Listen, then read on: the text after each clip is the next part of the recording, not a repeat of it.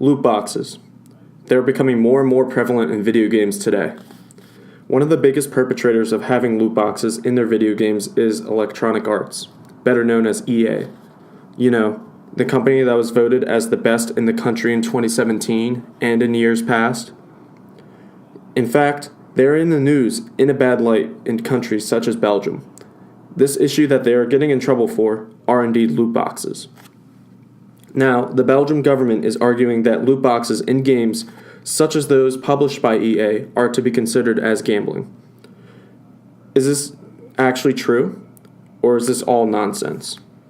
Let's take a look. To start, there is an argument to be made against this notion, that loot boxes in video games aren't gambling. If you take a look at Ultimate Team modes such as FIFA and Madden, they give you a specific set of items and players within a pack. They list the odds of the packs, and the contents inside have no real monetary value. That's what Electronic Arts CEO Andrew Wilson states, at least. Which, compared to the definition of gambling, it states that it is playing games of chance for money. But isn't that what loot boxes are? They're like a sub-game within a game, and that sub-game is a game of chance. At least that's what the Australian Environment and Communications Reference Committee, otherwise known as the ECRC, says. In a survey done by the ECRC, they took over 7,400 gamers in the country to see how they would respond to chance-based items in video games. What are the chance-based items that they are talking about? Loot boxes. Their overall conclusion: loot boxes are psychologically akin to gambling. The ECRC also states that the levels and spending and state of mind in heavy loot box purchasers is very similar to those who gamble in more traditional ways, saying gamblers chase an emotional high of putting more and more money into games of chance for a big win. Can you say shocking? Just replace the gambler with gamer, the game of chance with loot box, and big win with a good pool, and you got the same for loot box purchasers. Even those in the United States believe that loot boxes should be considered gambling. Now that's a lot of damage. A bill propositioned in Minnesota wants to prohibit the sale of video games with loot boxes to people younger than 18, and that they want a pretty descriptive warning on the video game. This, while true with the gambling part, might be a little overkill, as there are children who enjoy playing titles such as Overwatch, Call of Duty, Madden, and FIFA, and many others with loot boxes. But wait, there's more. Keith White, Executive Director of the National Council on Problem Gambling, yikes, said that intermittent variable reinforcement is the means of delivering rewards that is the most exciting to the human brain. It is the fundamental basis to slot machines. It is the fundamental basis to loot boxes. There is no distinction. What does he mean by this? It's the rewards that we want the most, but we get sparsely and randomly. You know, like hitting a jackpot on a slot machine, or getting the best hand in a card game at the casino, or getting a good pull from a loot box in a video game. Well, for one good thing, EA has removed the loot boxes from Battlefront 2, then re-added them. However, there's only cosmetic items in these loot boxes now, nothing game-altering. CEO Andrew Wilson, on the types of games that people play, either buying loot boxes or not, stated that no one is given an unfair advantage or disadvantage for how they choose to play. That for every moment you invest, you feel like you're rewarded and you're given value for that investment. That sounds somewhat familiar, right?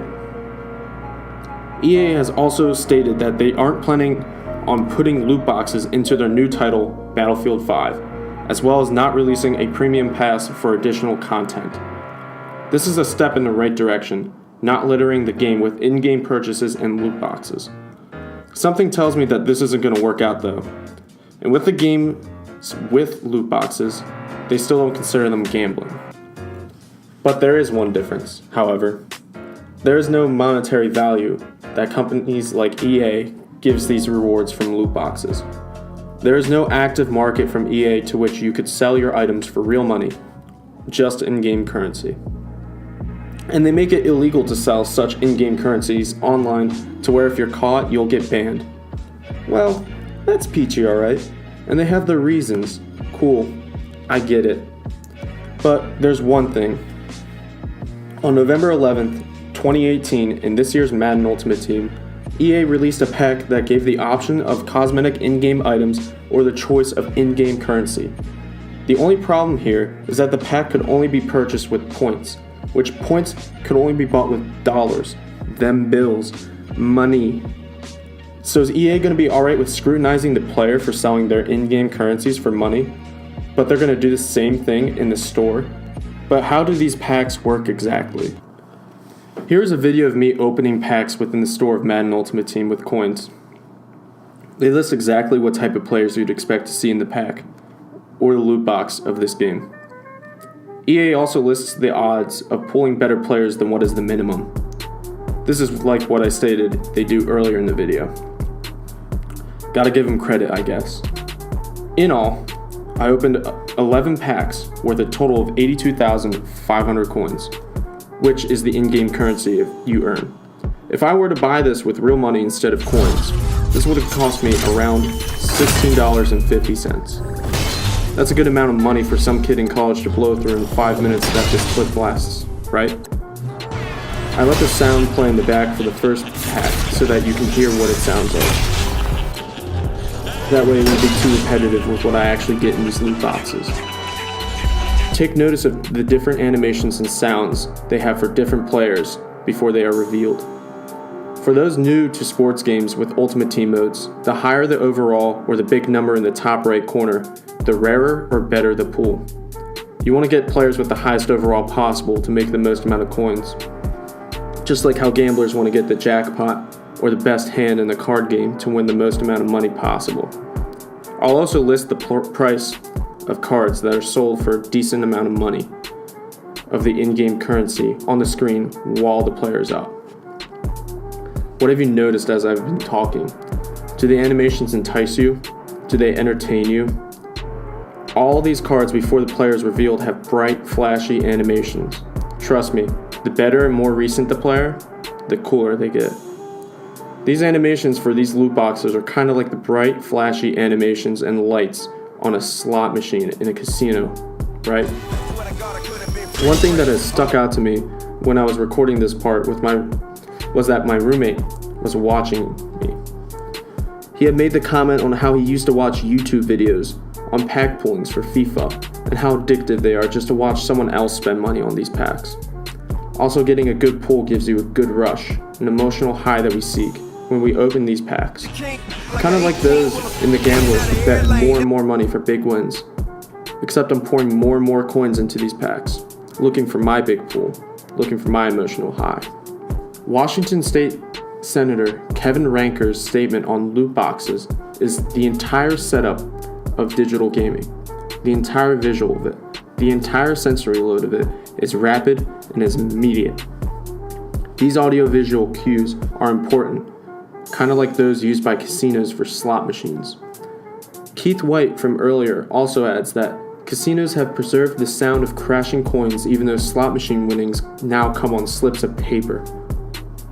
Kind of like when I pull a good player, the animations that they have are better than the usual animations for OK players. The sound that occurs when the player is being revealed is also different for those than OK players.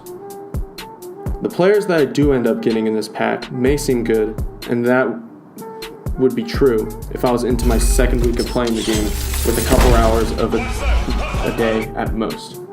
So, it's not really a good investment. Well, I'll share my results. There are 3 tiers of players available in these packs. These tiers range from silver, which are from 60 to 69 overall, gold, ranging from 70 to 79 overall, and elite, ranging from 80 and above. For what I was able to get in my loot box opening, I got only 3 elite players in this pack opening. A few note about this is that those 3 players earned me a whopping 40.4% of my total earnings from these 11 packs. Without pulling them, no one knows how many coins I would have actually earned. I earned a total of 82,850 coins, which is an increase of a grand total of 350 coins. I should probably play the lottery with this luck, right? However, if I were to sell these coins that I earned for real money online at the time of this recording, I would have earned a total of $13.25. That's a net gain of me losing $3.25. So while I earned more on the in-game currency, I lost more real money. This to me shows that I took a big chance to increase my in-game currency, to which I could possibly turn into actual money. In taking that chance, I ended up winning on the in-game currency side, albeit not really anything noticeable.